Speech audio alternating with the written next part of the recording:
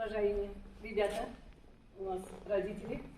Слово, вот такой сегодня у нас праздник. Это не только праздник, это уж, конечно, открытый урок. И вот мы познакомились сегодня с победителем.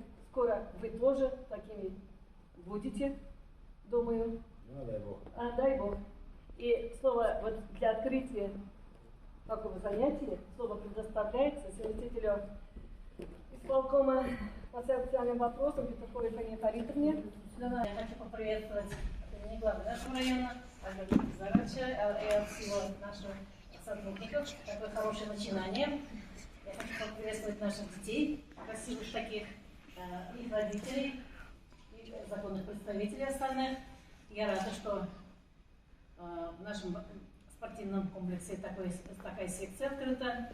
И, дорогие дети, я вам хочу пожелать, посмотрите, какой дядя красивый, представительный, да? Если вы будете все слушаться и будете выполнять все требования, которые вам тренеры говорят, вы тоже будете такими высокими, спортивными и красивыми. И вот еще даже отрадно видеть, что здесь даже девочки есть. Это тоже хорошо.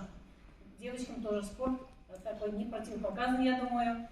Я хочу вам пожелать успехов, огромных успехов, а родителям хочу пожелать настойчивости и терпения, конечно же, потому что, когда занимаются дети, тренеры, это нагрузка не только на тренера, но и на родителей. Когда только такая тройная связка идет, родитель, тренер и ребенок, только тогда можно надеяться, что будут какие-то результаты и будут какие-то победы. Всем желаю успехов. Спасибо.